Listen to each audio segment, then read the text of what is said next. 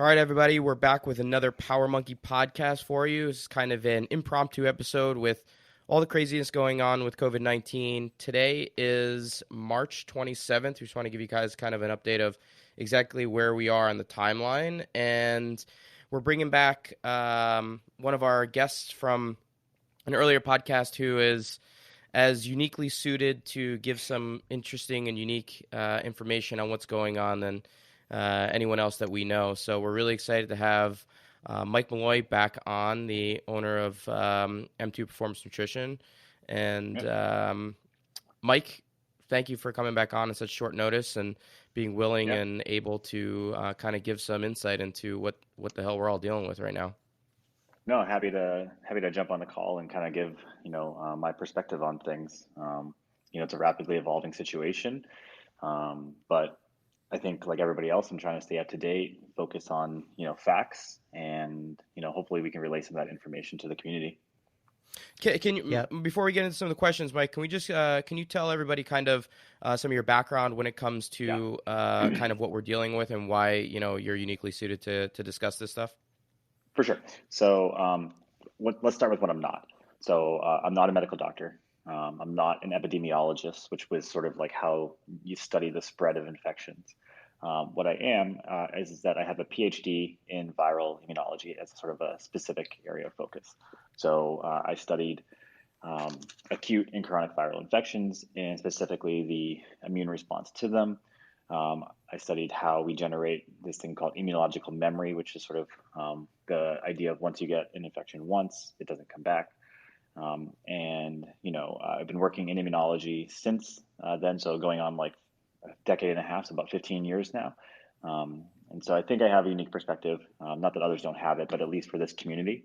And I can interpret a lot of the data coming out, the treatments that people are talking about. And so we can kind of walk through a lot of those subjects, and I can hopefully take some of these really complex discussions and kind of break them down for everybody so that they can apply them to their own lives. Yeah.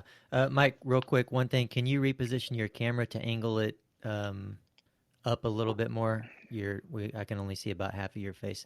There we go. Now, what a better picture there of you, Mike. Thanks, I want to be able to see that face. But you made some really good posts on social media, Instagram, and I think really helping a lot of people out. So one, if the listeners out there, you don't follow, what's the tag there? M2 Performance, I believe, right, Mike? Yeah, so it's M2 Performance Nutrition on Instagram, and in the last week we've put up 3 posts that are really designed to try to help people out. So the first one was on this idea of the consequences of social distancing. So I think it's very, very obvious that we need to socially distance right now. Like that's almost unargued. But there are some downsides to that, right? There's some effects hormonally on the body. There's some effects, mentally, of course. And so we gave some suggestions on how to work through that as best you can. And then the second topic really comes down to, what we focus on a lot at M2, which is nutrition. And so people right now kind of fall into a couple different categories. Maybe they're bored and they find themselves eating out of boredom, a significant amount. Or maybe they're really stressed, and stress eating is a real thing, And so we have 2 posts, one on each of those, trying to help people work through those topics, so that they can not necessarily, stress about nutrition during this point in life. Like, let's be honest, nutrition and abs and all that stuff isn't the most important thing in your life right now, but just helping people, find a new sense of normal, right? And get back to a baseline such that they're not living in this, stress state or bored state 24/7, for potentially several months. Yeah.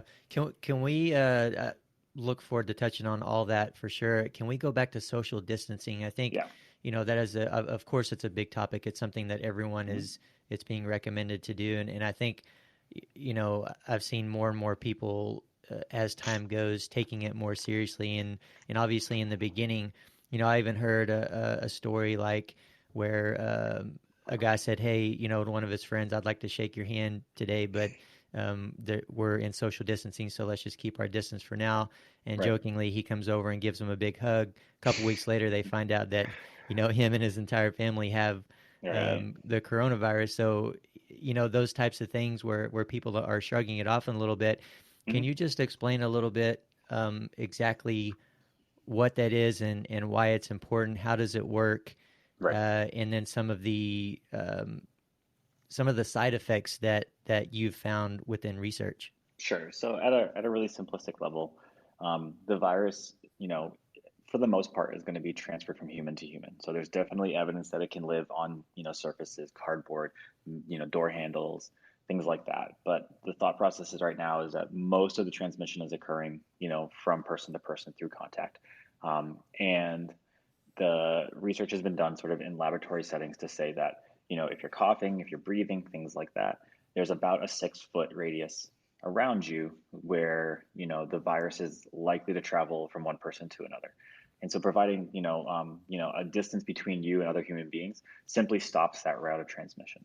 And so if you can do this, or enough people can do this, then, sort of the rate of spread will decrease dramatically. We know that coronavirus is an extremely easily transmitted virus at this point. And so taking this seriously and creating some distance is incredibly important to kind of slowing the number of people that are infected at any one given point in time. Because ultimately, as you probably see in the news, what happened in Italy, what's happening in New York, what will probably happen in a lot of different places is the healthcare system is being overwhelmed. And so it's not necessarily about completely preventing everybody from being infected. That's, a great goal, but unclear if it'll happen. What it is about is preventing everybody from being infected at once, which will lead to significantly increased mortality rates because people won't get the medical treatment that will keep them alive. So, that's all the pros of social distancing. The downsides to having to do this, there's enough research out there that we know this has some real, like, true impacts on the body of literally just being isolated, being, feeling lonely. So there's some studies that have shown that people in social isolation have been shown to have increased levels of what we call like systemic inflammation, which is sort of like your baseline inflammatory level. So big within like the paleo community is decreasing systemic inflammation and things like that. That's kind of what they're talking about. At the same time, however, even though your baseline inflammation might be up, we know that your antiviral and your antibacterial sort of immune responses are decreased in this state, in this lonely state. Some really interesting research on that. Secondly, people that describe themselves as being lonely have been shown to actually induce a lower response to flu vaccines. And so what they did is they took a bunch of college students and they put them into 2 categories based upon, do they feel lonely or do they not feel lonely? And then they gave them a flu vaccine. And they could see a measurable, correlative difference. And so it's not to say that loneliness caused them to have a worse, immunization response, but they correlated to one another. What else? So people that feel socially disconnected have a increased blood pressure. They have increased stress response from like their nervous system. They have an accelerated rate of what we call like perceived aging. And in general, people that have a feeling of loneliness, that correlates with increased overall mortality, not necessarily to, coronavirus, but just in general. So those are some negative things that kind of come with social distancing that we, if we know about them, we can try to push back against and fight back against. Yeah, what you mentioned inflammation, and inflammation is something that I hear you talk about a whole lot, and specifically for this virus that is in question, why Right. is that so critical? Yeah, great question, Chad. So we're learning new things every single day about like how the advanced disease happens. And so a lot of people are being infected, and the range of sort of responses, the range of symptoms that people are getting are dramatic. So obviously people are dying. They have a very large issue in their lungs, fluid accumulating, not being able to get oxygen air into their body, and this is ultimately causing them to die. And then on the far other end of the spectrum, people that are very clearly testing positive with a lot of virus in their body are completely asymptomatic, and we don't really understand that very well yet. But what we know is that these two different groups of people, if you look at how much of sort of like what we call an innate immune response. And there's this cytokine for people that are, that want to geek out on this stuff. It's called interleukin 6.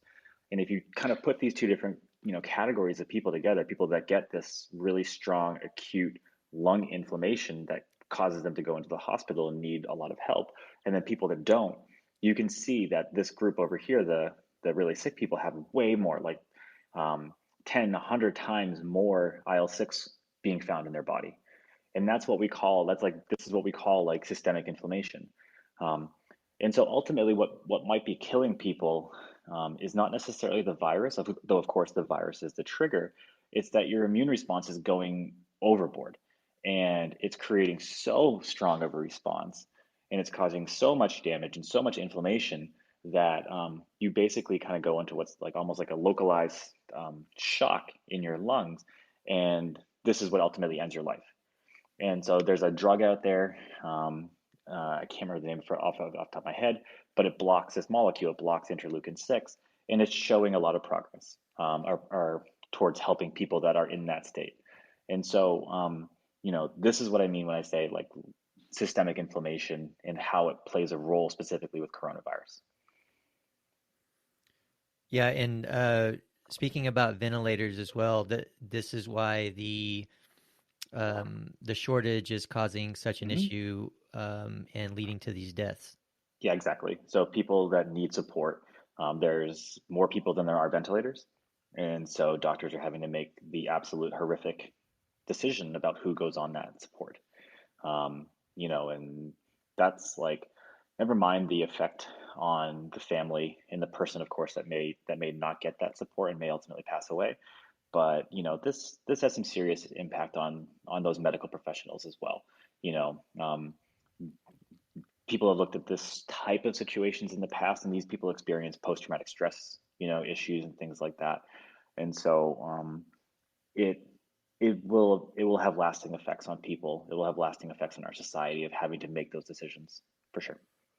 Mike, can we jump into the stress side of things for a second? You talked about inflammation, but the creation of the inflammation through stress and what those stress factors might look like, and how we can potentially combat some of those. Exactly. So there's all different types of stress that can occur on the body, right?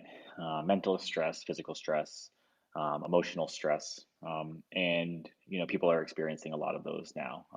Probably not so much, necessarily physical stress unless they actually have the infection, but 3.3 million Americans alone have filed for unemployment in the last week. Um, they're being forced into social isolation. Their whole lives are changing. Thinking about our own little community, and it may seem insignificant in the bigger picture, but trainers and coaches that have for years now gotten up every morning and gone to work and interacted with human beings are now sitting at home and feeling a lack of purpose, a lack of things to do to make themselves feel valuable in the world. And so these are all different types of stresses, and we know that living in this stressed out state can cause hormonal issues. We talked a little bit about cortisol in our last podcast. Cortisol is your stress hormone. It can cause, increase your insulin resistance. It decreases your immune system response. It breaks down muscle tissue. All things that we don't really necessarily want to have happen.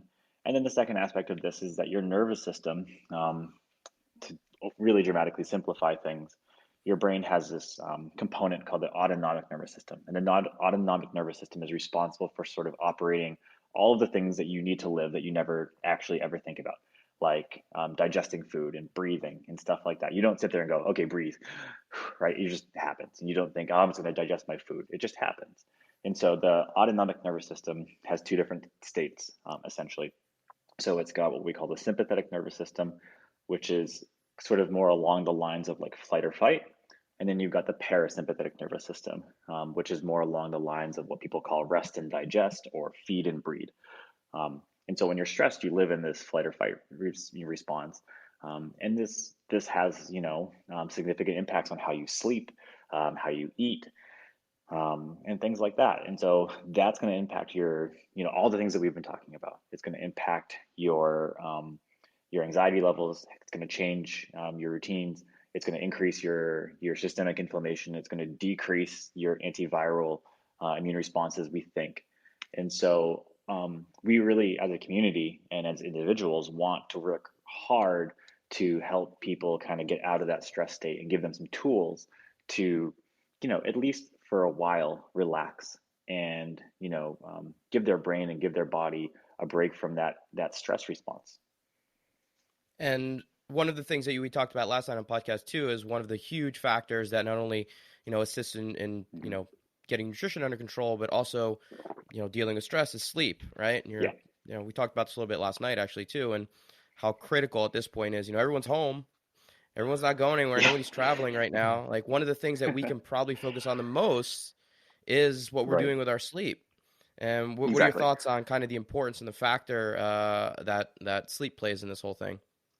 Yeah, it's one of the four major pillars, right? So I'm not the only one that believes this, but I think there's four major pillars in, creating an appropriate sort of health, an appropriate stress response, and they're no less important right now. And so, nutrient dense diet, sleep, as we just talked about, activity, and stress management.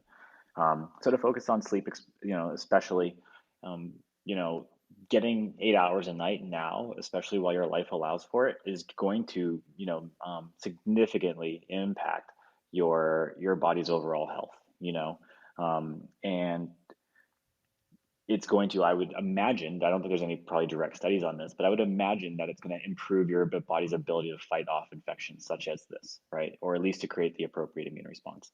Not to say it's going to stop you from getting it. I really don't believe anything, if you're exposed, is going to automatically just stop it. There's no magic bullet here. But it's about creating the best chance that you possibly have. And so getting 8 hours of sleep a night improves your immune response, allows you to hopefully clear this thing a little bit faster, a little bit more effectively, and prevents you from getting, so sick that you need, hospitalization type activities. So sleep's critical. Yeah. Yeah. Can we talk a little bit about the symptoms for some people? Because, I think a lot of people out there are hearing different things. And, I myself was of the belief of if you don't have a fever, then you don't have it. But that's not necessarily true. Right. So let's start sort of on the mildest side of things. So there's been some really recent evidence that suggests that the earliest, maybe I can't say it's the earliest, but one of the ways to tell whether or not you might have coronavirus but not really be feeling sick is sort of like a change in your sense of smell or a change in your ability to taste things. And of course, those two are intimately connected. And so if you start to notice those things, I don't think you should go to the doctor and get tested, right? Like they're probably going to turn you away because there's just not enough testing kits in this country right now. But you probably should think about isolating yourself for a while and seeing kind of what happens. Seeing, if you start to progress further, or even just honestly being safe, taking 14 days and kind of hanging out at home, because that's a pretty clear correlation now that's out in the medical community is lack of sense of smell and lack of sense of taste compared to normal might be a sign. Next up would be sort of, there's a lot of symptoms that are coming out that are not just respiratory. So I think something in the order of a little bit below 50% of cases now have a gastrointestinal effect. So things like diarrhea, that, we had not heard nearly as much about that comparative to people that are having trouble with difficulties breathing and things like that. And so that's the next sort of thing. So, you're going to pop a fever, you're going to have aches and pains. It's going to feel like a really bad flu. And I think probably most people at some point in their life have had a flu. So fever, aches, chills, and all of that stuff. And specific to this, this virus, a little bit would be, some difficulty breathing comparatively. And if it starts to get worse, if you really start to struggle, then you absolutely 100% should go to the hospital at that point. But you want to call them first, or have a family member call them and let them know that you're coming, that you're having these symptoms. And so they can prepare immediately when you arrive there that you're not infecting more people, but you're going to go into isolation. So, that I think Chad kind of describes the range of, very mild and benign, nothing that's going to ultimately impact your life, all the way up to when you need to go seek some medical attention. Yeah. How, getting into a little bit of a different topic here, or going back into one, how are you helping your clients through online right now survive the boredom part of this? How do you keep them from, as you say, eating everything in their pantry? For sure. So let me kind of relay like an interesting sort of study that was out there. There's actually a couple of these studies, but um, so the one that we talked about in this post is they took a group of people and they gave them one of two different videos to watch. The first video was basically, I think it was sort of like an hour length film or documentary or something like that that was meant to be relatively interesting. And then the other video was basically the same tennis volley, like I think it's something like 18 seconds on repeat for an hour. And so they sat these people down and they got to watch one or the other. Um, and they gave them either chocolate, I think it was M&Ms, or they gave them a buzzer that when it pushed, it would give them a relatively moderate electric shock and cause a little bit of pain. And so then they measured to say, okay, are you more likely to eat chocolate when you're bored? And the answer, not surprisingly to people, was yes. So when they were watching this tennis match on repeat, they pushed the chocolate button and ate chocolate pretty consistently, or more so than when they watched the film. But what's interesting is that people also pushed this buzzer that caused them to experience a decent bit of pain as well, more frequently when they were bored watching this 18-second tennis match on repeat as well. And so the interpretation of this study is you will do almost anything to avoid boredom and monotony, including causing yourself physical harm. But if you have the preference, you will most likely choose to eat and hit your pleasure response in your brain with hyperpalatable food. So a really, really interesting study that that was out there to kind of get at this concept of like how boredom can cause you to just eat, basically out of doing something different than sitting there feeling bored. So yeah, interesting stuff. Now, but how that are we pain helping? response can be in the form of a workout. Like, Yeah, let's go do a exactly. That's what I workout was thinking. Yeah. and get through this boredom as opposed to eating that chocolate bar. Yeah, man. The exercise thing is great for sure. I think people probably run the risk of never taking a rest day while they're home and Yeah. bored, but that's maybe a discussion for another time in this talk. But yeah, so what can you do to kind of make this not happen? How can you at least prevent yourself from choosing food as sort of the stimulus? And so, like we talked about, the first thing is sleep. I won't belabor that point. Like if you're sleeping better at night, then your desire to go use food is going to be significantly less. Um, mindful eating. So we tell people that, like our clients, we want you to stick to your normal meal time. So just because you're home and you don't have to go to work doesn't mean you should wait 2 hours before you eat breakfast, because you might find that you're sitting there simply snacking on food and not really thinking that you've had a meal, and then all of a sudden you have a meal, then you snack some more. No, it's lunchtime. So stick to your routines. So that's another big one. Have your meals, have your pre-planned snacks, and things like that. Hydration is another big one. So thirst and hunger can often be confused for one another. So I like to start my day with a glass of water before even I have my cup of coffee, and then just try to keep that up throughout the day. So hydration is another great thing to kind of force yourself to do. And then, it sounds so stupid, but before you eat food, you have to put it on a plate. So no, picking while cooking, no, just taking things straight out of whatever the box and putting them in your mouth. Just simply put it on a plate and, let it sit there for a second before you decide to eat it. And I think that just causes people to slow down just enough to, to make it not like mindless as opposed to like truly mindful eating. So those are some basic things that you can think about to try and get rid of this boredom-based eating. And then the other aspect of it, of course, is finding ways to stimulate yourself, right? So if you can, set up calls with friends, right? So last night, the 9 of us, jumped on a call and, talked for an hour and a half. Like, that's great. That's a great way to kind of, avoid feeling lonely and bored.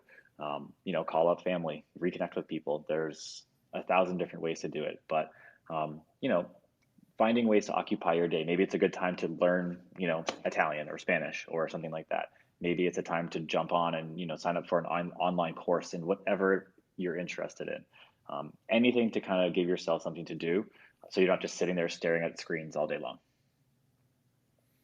Yeah, you're asking a whole lot there, Mike, to have to put the food on the plate first. I need to take that advice for sure. I've just been reaching in the cabinet and in the refrigerator and snacking while I'm cooking. I'm breaking all the rules, unfortunately, there. Yeah, man, you're not alone though. That's okay. So, and you talked about inflicting pain. That is very interesting. But being that you said that it makes perfect sense. I mean, I Right. would rather pinch myself and feel the pain than sit there Yeah. and be completely bored. And Completely. some of that can be, as you said, Dave, lent to working out. Burpees are painful, so let's go do some burpees, right, to Yeah. pass the time and get into some pain. And you mentioned, Mike, the potential of people just working out every day, multiple times a day. I mean, it's kind of easy to do that right now. Yeah. I'm actually finding myself doing that. In fact, my Same. daughter is here and bored, so she makes up workouts throughout the day, and she makes me do them with her. And they're some of them have just been ridiculous. My calves are sore right now Yep. because she made me do like 500 jumps in 3 or 4 different ways in the same workout the other day. It was a lot of fun to do with her, but at the same time, as you mentioned, you know, through boredom, if we're working out multiple times a day, every single day, not taking a rest day, um, how can we keep from doing that? I mean, yeah, I think, there's a lot of great online programs out there. And maybe just, finding people like the Power Monkey community, to give you not just these sort of like epic beatdown workouts, right? But maybe some stuff that you can still stay active and still, use your body and move and avoid boredom, but not crush yourself, every single day with ultra high intensity, which is just, let's be clear, another stress, right? Mm-hmm. And so, finding that appropriate balance between doing things that maybe cause a little bit of pain, to prevent boredom, but also finding some time to balance out that, if you want to work out more, I'm not going to tell you that that's a bad thing right now, right? Like that's fine, but finding a smart community that won't let you go so crazy that you hurt yourself, or cause more damage than good.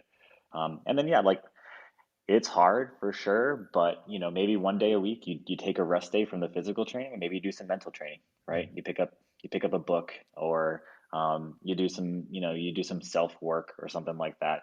I think I think one unintended consequence of this lockdown is that people are having to spend a lot more time with themselves, and some of these issues that maybe they've been avoiding, they don't really get to avoid them so much anymore. And so maybe having some strategies in place to kind of start to work through some of those issues might not be the worst idea in the world, and maybe the rest day is a good day to do that. So Yeah, I find that I don't like myself as much as I thought I did now that I'm spending this extra time. No, uh, but yeah, but no, to go along with your recommendation there, what I took from that is basically, if you're going to work out a little bit more often, maybe make it routine or find a good program that has it all, yeah. packaged up so there's less random with it. And another Hmm. thing that I've been recommending to people is during this time, while you've got the time, if you've been having a hard time taking the time working on your mobility, if that's something Yeah. that you need, there's no Yeah. better opportunity to do that. And you can do mobility sequences, mobility drills that aren't really uh, going to add to intensity, Hmm. but it's Exactly. something that you can do to pass the time. So instead of doing an extra workout, do even 5 minutes, 10 minutes, 15 minutes of mobility Right. work to hopefully, if this is something that a way that you can make it routine to take it Hmm. into your life once this is all said and done, that's a Completely. great positive that's going to come out of this. Yeah, we haven't touched on it yet, but this idea of dealing with like the stress of the situation, yoga uh, deals with mobility and stuff, and so that kind of jogged my memory. And that's a great way to deal with stress, right? Like an hour of just relax. You don't have the screens in front of your face. Maybe just sort of following a program online in the background or something like that. That it's definitely a powerful tool, that I know I don't use enough, and so it's a great point, Chad. Now, do you find we've been talking about all these kind of negative issues and stress responses and everything else? Is it possible, in your opinion, that some people are feeling less stress? Maybe they're Yeah. getting some needed time off from their job or working out, and it's kind of tough to say, but that's possible. And also a lot of, even though Yeah. we have this chance of feeling lonely and getting bored and being stressed from that aspect of it. I mean, in the end, a lot of us are getting a lot more time with our family, Dave. I mean, you get Completely. to play with Alessia more often. You know what I'm saying? So Oh yeah. there are some potential positives of that. Do you see any of those? Oh yeah, I definitely see it. I think this is if you can get past sort of like the initial shock of this is an opportunity, right? Like, assuming that things are good in your life and you're not feeling huge financial pressures. Like, I don't want to overstate the impact that this is having on a lot of people, but if you're in a good place, and this is an opportunity to do those things that you're talking about, Chad, and Dave, I'd love to hear your thoughts as well. But I'm home a lot more with my daughter. My wife, she works in the medical field, so she's at the hospital, but she's home a lot more as well. And so, like, we're really, we're doing the best we can to take advantage of that time, for sure. Yeah, I mean, from my perspective, I completely agree. I travel a ton, so I'm grateful Yeah. for the fact that I can be here and that I wasn't traveling and that I'm not quarantined anywhere away from my family, that I get to actually be here. My wife is 4 weeks away from, having our second baby girl. So the fact that I'm here and like helping as much as I possibly can, I'm grateful for all of that. What I would say is that, how far are we into this lockdown right now? 10 days, maybe 2 weeks for some people. I talk with my family in Italy quite a bit. Most of my relatives live in Rome. I have a ton of friends and clients that live in northern Italy where they're being impacted probably the most at this point. And they've been under lockdown a little bit longer than we have. And the reality of the situation is that there is potential for this to go on for quite some time. Yeah. And, you know, being in lockdown for 10 days and 2 weeks is very different than being in lockdown for 3, 4+ months. And my thought is, if it's tough now, we need to figure out ways to prepare Yeah. for a longer possibility to this.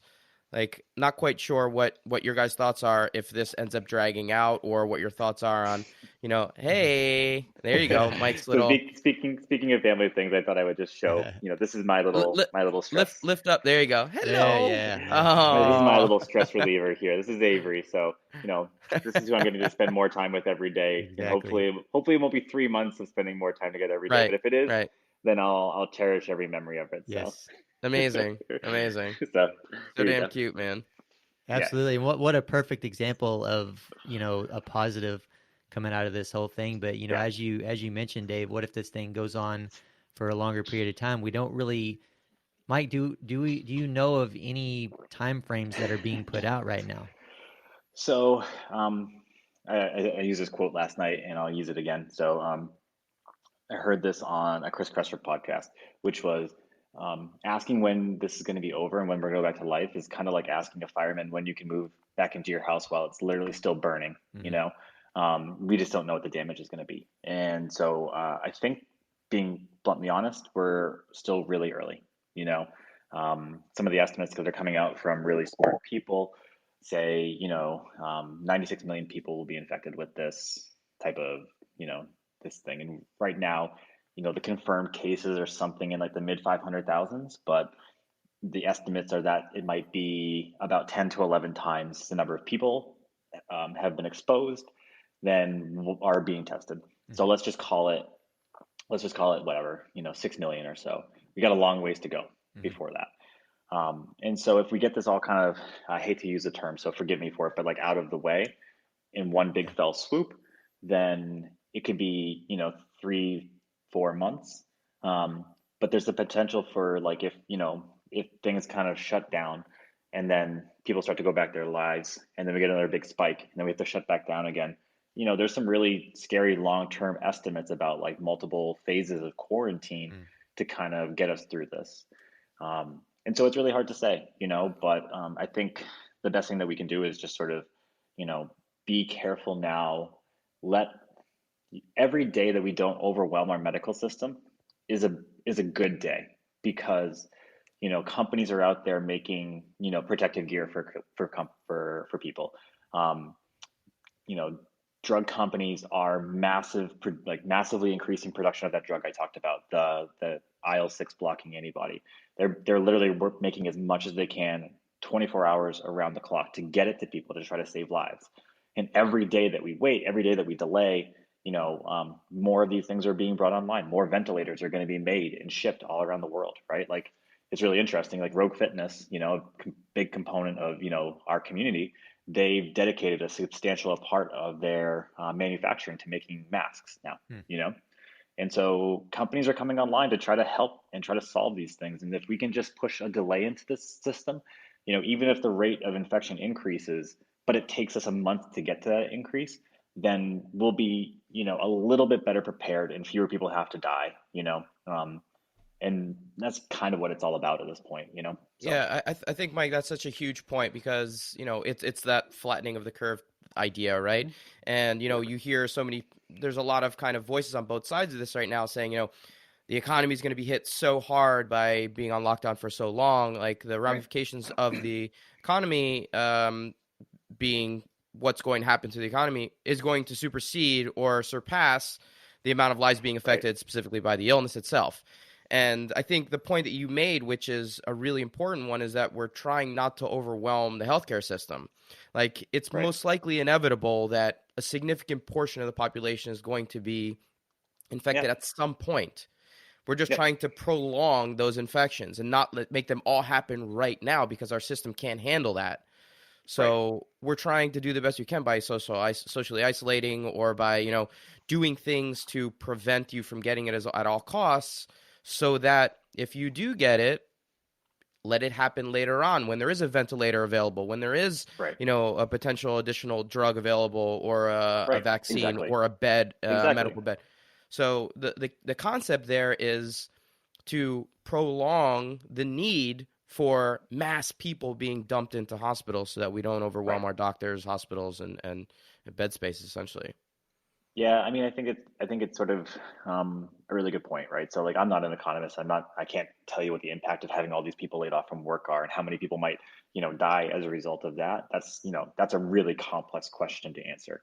But, I think you triage the situation, right? Like, as best you possibly can. It's like if you get into a car crash, and you hurt your head and, there's a bone sticking out of your arm, but you've also, you've got a pretty good bruise on your ankle.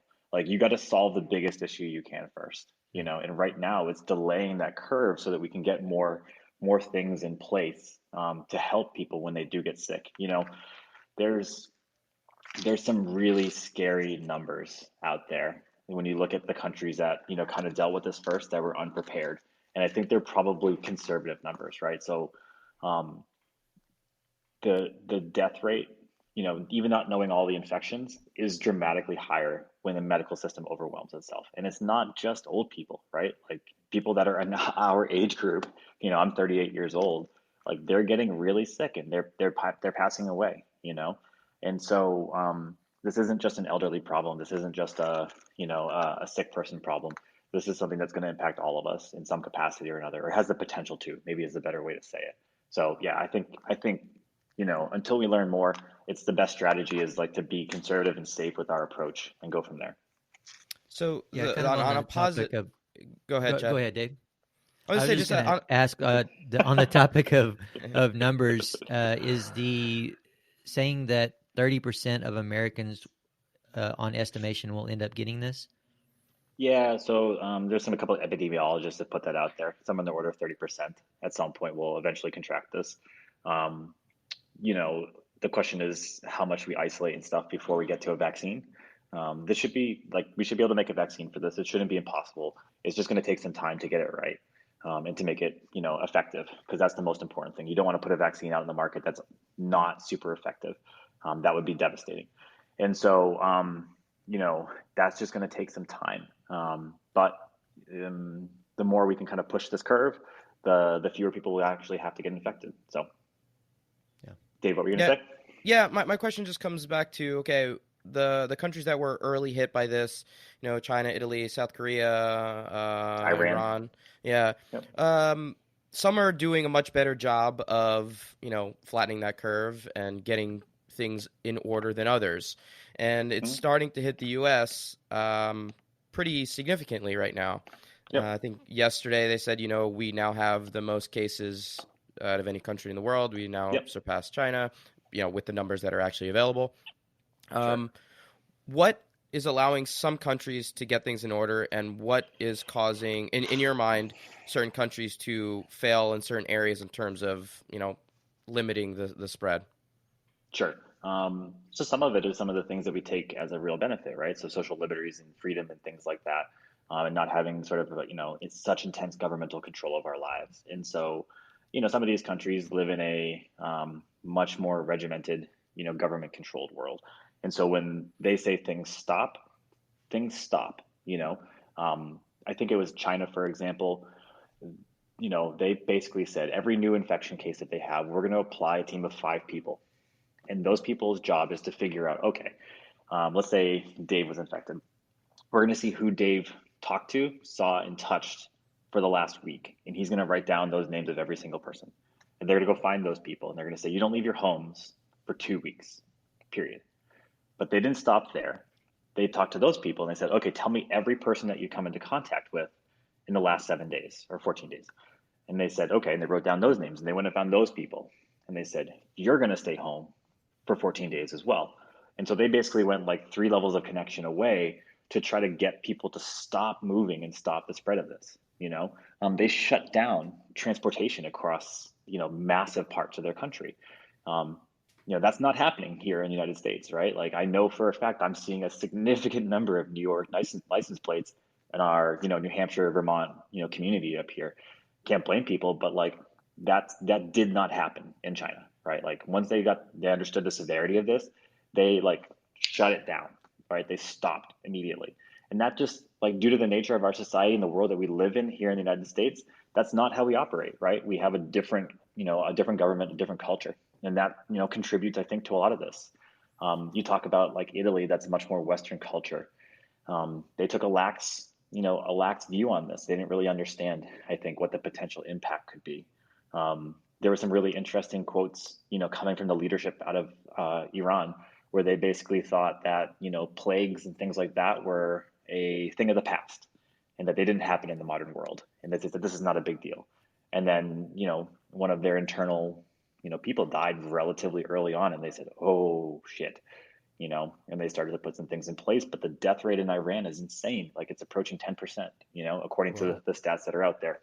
And so, I think there's some lessons to be learned. And I think, unfortunately, we're probably more Italy than we are, Hong Kong or South Korea or any of those countries when it comes to the response that we took and the speed with which we took it as well.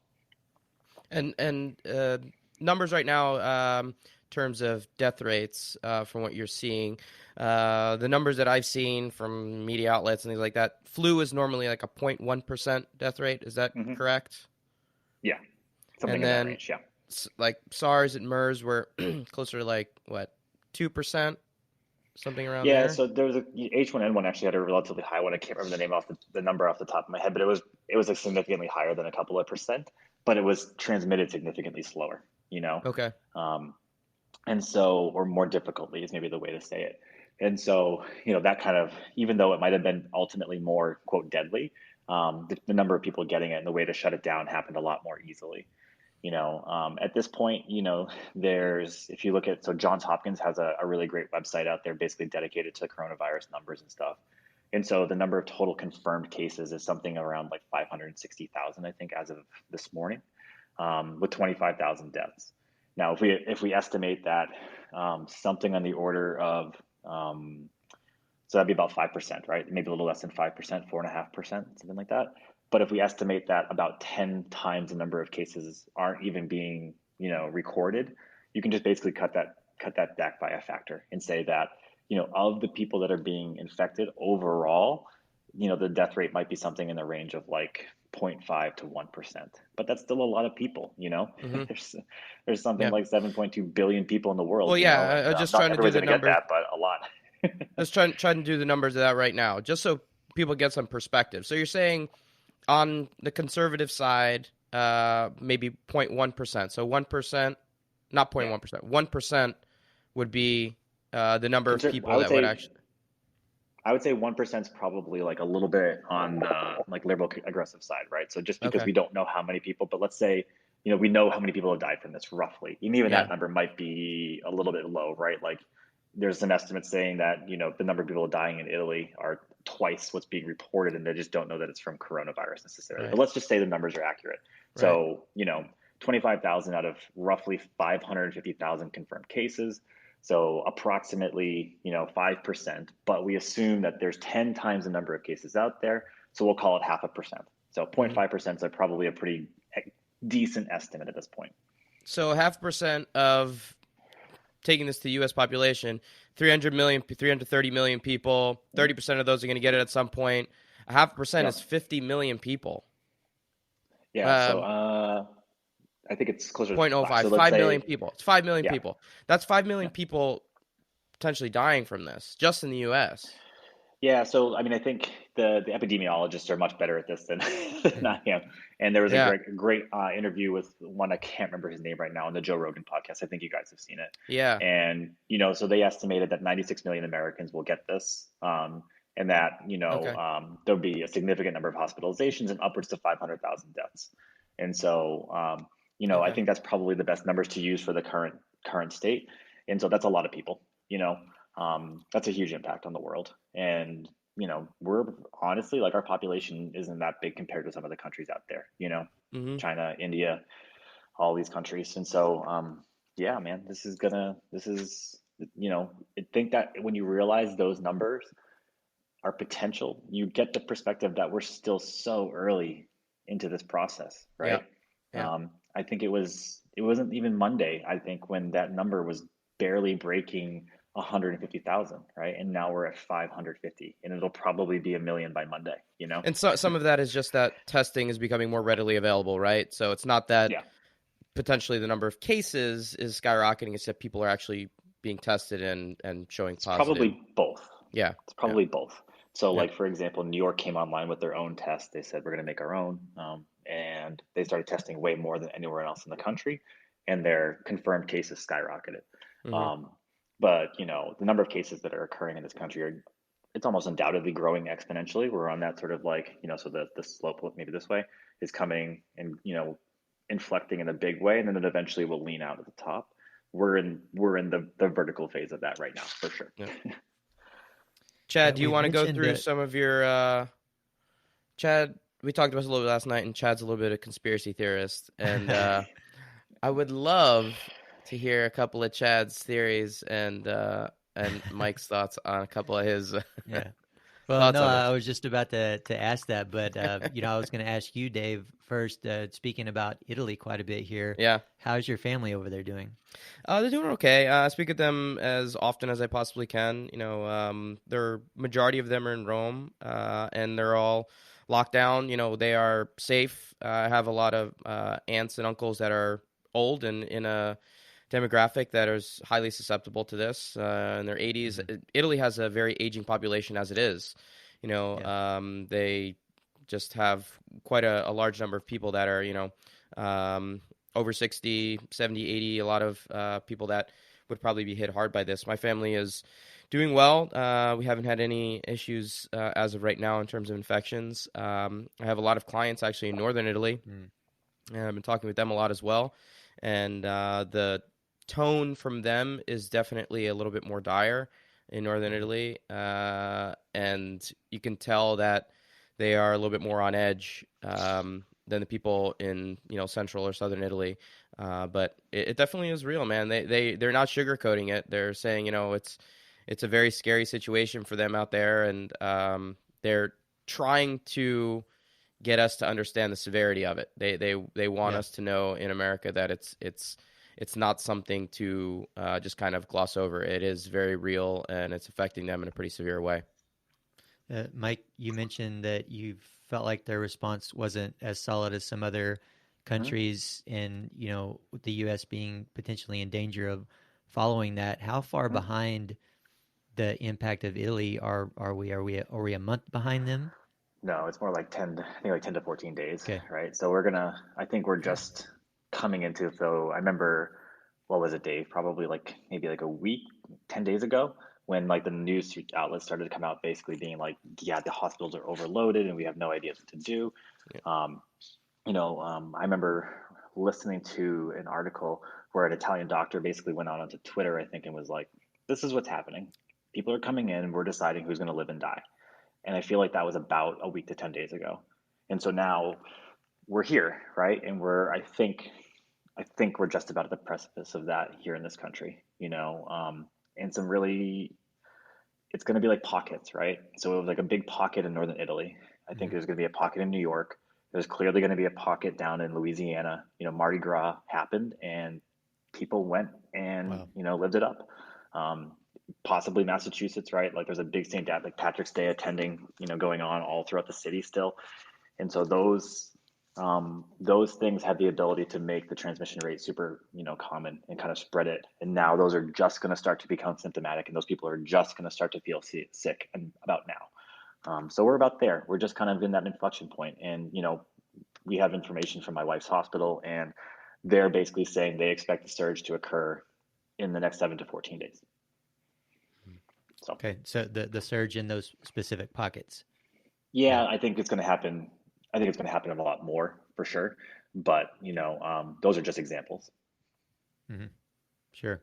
Yeah. Yeah. Now we can definitely get back, Dave, into what you were talking about. And, it's not necessarily that I am hardcore and believe these things. It's just that I wouldn't at all be surprised if, any of the theories out there are true, I guess.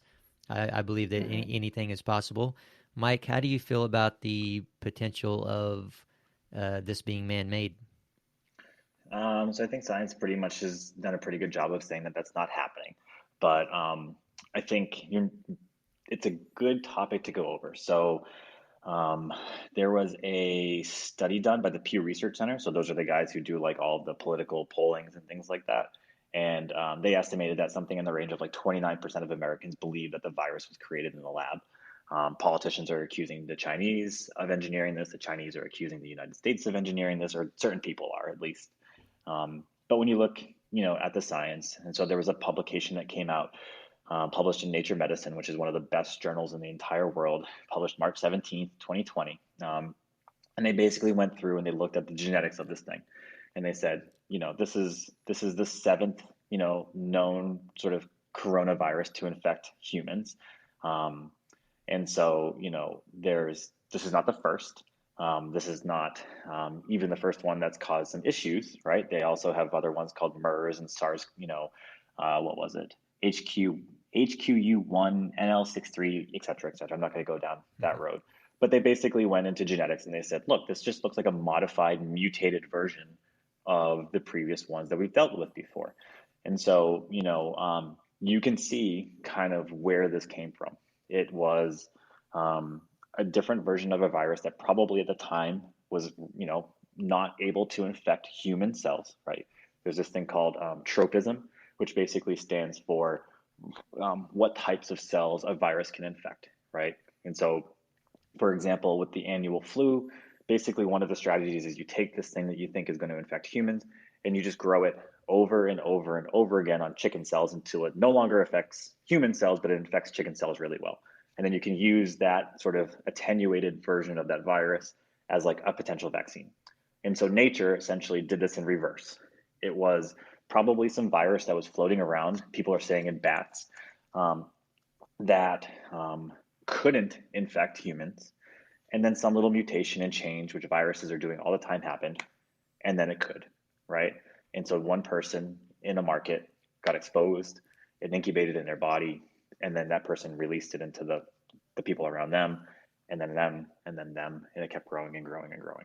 So the evidence is out there to suggest that this is extremely not man-made. What about the theory that this came from a guy eating a bat? I have no idea if that's potentially the cause or not, but it certainly could be something along those lines, right? Basically, maybe not eating, but just interacting with, right? Being around. Maybe it wasn't eating the bat itself, but maybe the bat, had some droppings on something that he did eat, and something that or maybe he touched, bat poop and didn't wash his hands, and then when he ate, he put it into his body. So, the general concept of it coming from another species that this person interacted with are probably pretty strong. Whether or not he ate the bat or not is another thing entirely.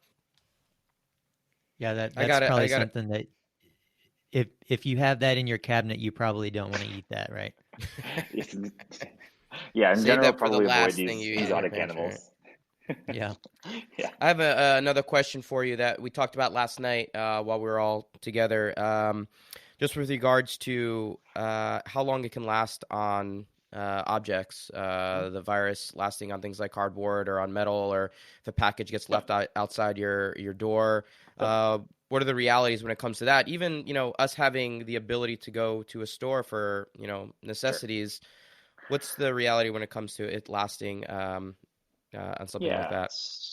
So I think it was the New England Journal of Medicine, which is again probably one of the best journals in the world, published a study on this, or someone like them did.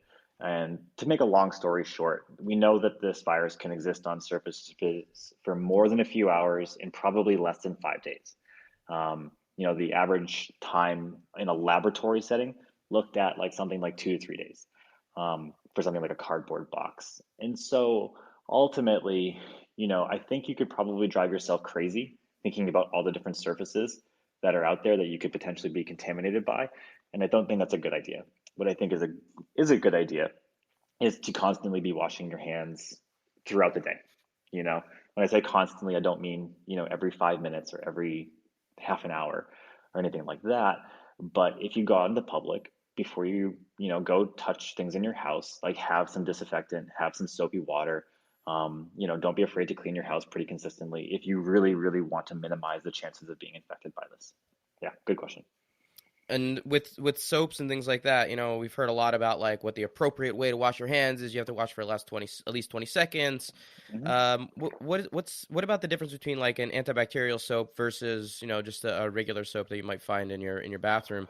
We're seeing so many Yeah. antibacterial things and being flown off the So I shelves. think in general, yeah. So I think in general, there's some evidence to suggest that like during normal times, antibacterial, like the more intense soaps, maybe not the best thing to use for reasons kind of like right now, even though this is clearly a virus and not a bacteria. Right. Um, but right now, the more potent of a sort of killing thing that you can have against viruses, the better. But I think in general, most soaps that you're going to find in stores are going to do the job as long as you're washing your hands for more than 20 seconds. It's going to significantly, significantly, significantly reduce the chance of infection. So maybe this isn't the time for the most exotic soap that you found at your local, farmer's market, but time for a standard one that you're going to pick up at the grocery store. I'll be bluntly honest, I have no evidence to support or deny that claim. I think it's just my own common sense. Hmm. Mm-hmm. Well, the farmers market might have coronavirus on it, right? The exotic animal Yeah, market. I don't know exactly. what kind of ones you go to, Chad, but I wouldn't be surprised. Well, I am from Oklahoma, so they're a little more Yeah, interesting down here. patient zero for sure of something down there. That's for sure.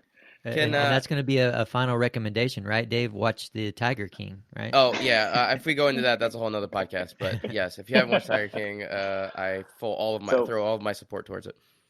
so maybe what we can do, just as a suggestion, is so there's, like I was saying, there's nothing that's going to like overall just absolutely stop you from being infected if you're absolutely exposed, right? So if you see, if you come into contact with this, the chances of it, infecting you are what they are.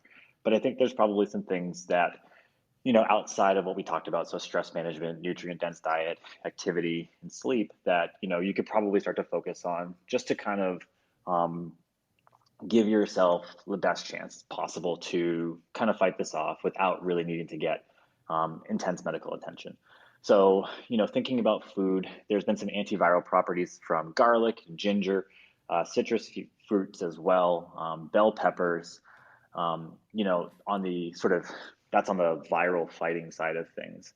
On sort of the anti-inflammatory aspect stuff, trying to keep that systemic inflammation we talked about, turmeric or curcumin, fish oil, bone broth, all have been shown to be sort of good for kind of decreasing all of those things. Probably not bad to have on hand. And then on a supplement side, zinc has actually been shown like a couple of years back to be good for fighting or preventing infections of coronavirus, or like preventing spread of virus within your sort of like within your body. So you might want to just grab some like zinc lozenges. Zinc copper lozenges would probably be the best. And then just let it dissolve in the back of your throat, maybe while you're laying down, to kind of, help gravity send it in the right direction. That probably wouldn't be the worst idea in the world. There's very little downside. There's very little risk of bad side effects coming from this.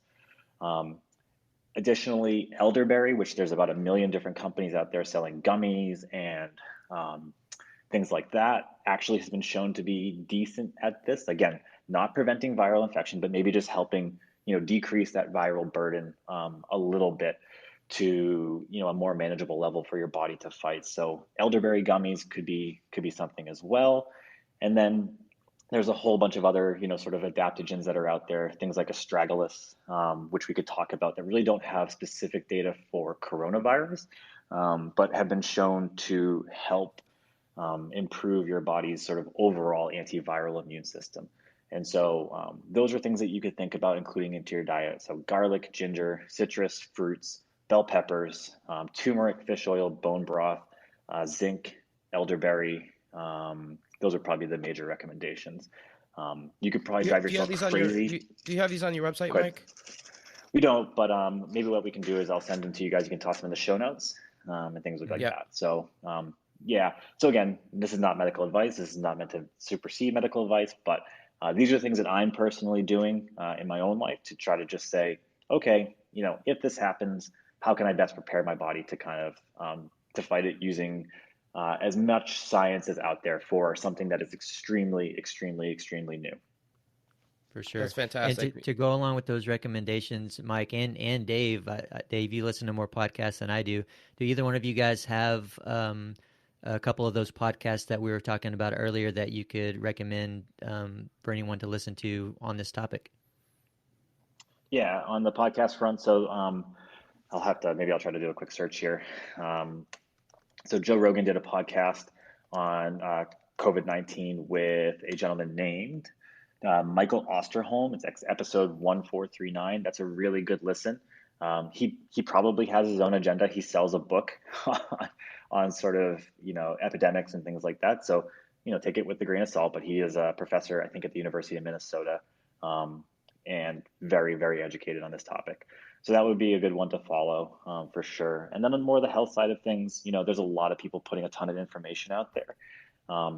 But I think most of it's going to be in line with what I just said, at least if they're scientifically minded and really trying to focus on things that, have strong evidence behind them versus a little bit more voodoo. Mm-hmm.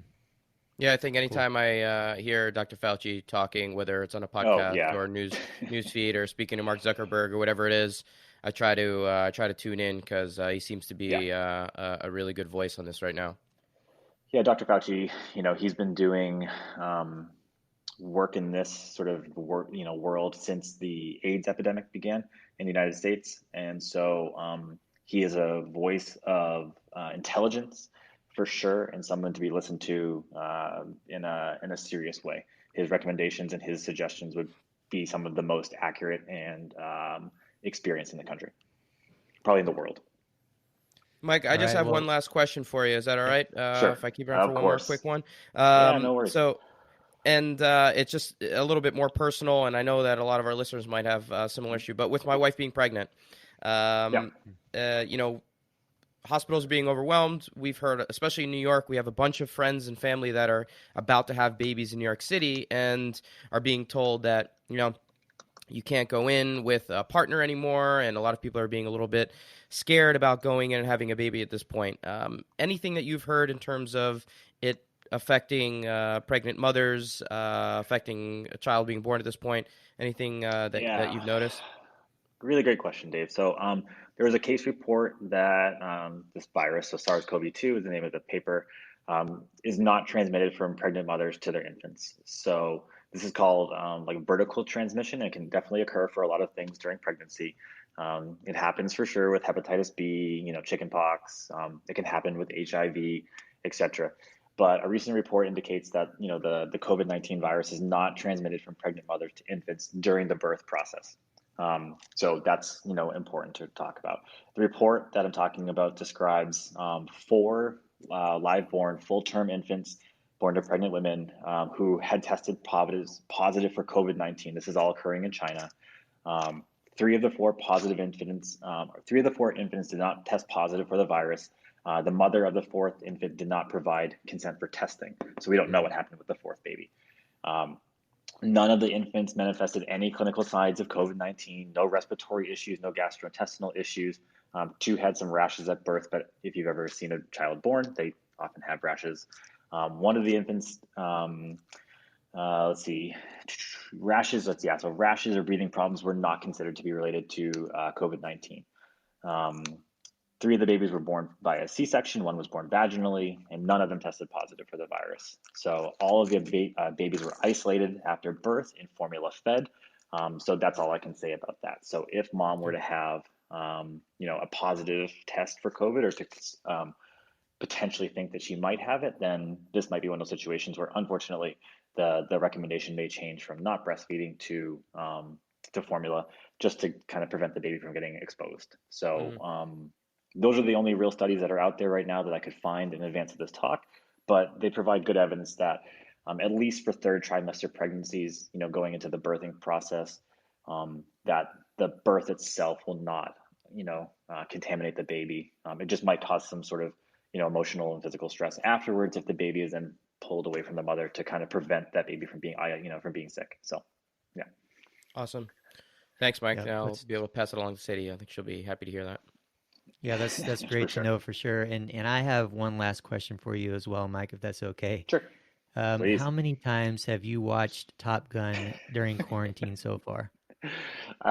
Just once, but after last night's chat, I think it's going to be on the agenda for today, because I got an itch, and I got to scratch it, right? I feel the need for speed. So I'm surprised it's only been once. So I'll have to check back in with you in a week or so. Chad, the baby that I put on this camera earlier has this dictatorial relationship with my life. And so the ability to sit down to do anything for more than 2 hours is pretty difficult. And when she does sleep at night, I also sleep. So yeah, that's the problem. It's all her fault. That is understood. That's absolutely understood. Well, hey, we really appreciate you being on with us once again, Mike. Did you have any final thoughts or anything else you wanted to share with the listeners? Just stay safe out there, guys. Keep doing the things that you're doing now as it relates to social isolation. But also, don't be afraid to use these amazing technologies like we've got now to reach out to people, including to me. You can find me through the Instagram tag below my face here, or you can find me through the M2 Performance Nutrition site. So if you need help, I don't care about the nutrition stuff aspect of it. If you just need help, reach out to somebody. Because we're a great big community, and we want to help each other. So that would be it. Awesome. And Dave, is there anything through this tough time that we're all going through that is going on with Power Monkey? That's anything coming up that you can share with the listeners? Unfortunately, we've had to cancel, as expected, all of our events over the next few months. We canceled our Camp 13. Unfortunately, it was happening in May. It was a really hard decision for us, but I think obviously the right one at this point. Right now, we're just trying to be in contact with our community as much as possible. What we are going to be doing, that'll be unveiled on Monday, which will be probably around when this podcast is coming out. We're going to be starting Power Monkey Live, which is going to be workouts and Q&As and roundtable discussions with a different Power Monkey coach every day over the course of the next month. So maybe some workouts, but more informational, lessons and things like that. But we're really going to try to have our coaches reach out to the community in a new way. So check out for some information on Power Monkey Live coming out in the next couple of days. Yeah, that's awesome. I'm really looking forward to that. As you mentioned, Dave, it's an opportunity for us to continue doing what we at Power Monkey all love to do, which is, more than just coming up with workouts and taking athletes through workouts, but teaching them, so this is a really cool opportunity, and I look forward to seeing how that goes for sure. So for the listeners out there, hopefully you can check that out, and be sure to head over to powermonkeyfitness.com for other services and upcoming events. Now, those are going to be delayed, of course, at this point, so that'll be a little bit tentative, but also you can keep up with us on our Instagram pages for other regular teaching and technical content at Power Monkey Fitness, also at Dave Durante and at Ollie Chad. We'd love to hear from you as well through our email address, podcast@powermonkeyfitness.com. Let us know if you have any questions or a request for a guest that you'd like us to have on as well. On behalf of Power Monkey Fitness, we're your host. I'm Chad Vaughn with Dave Duraney. And until next time, stay safe out there, guys. And thanks for listening.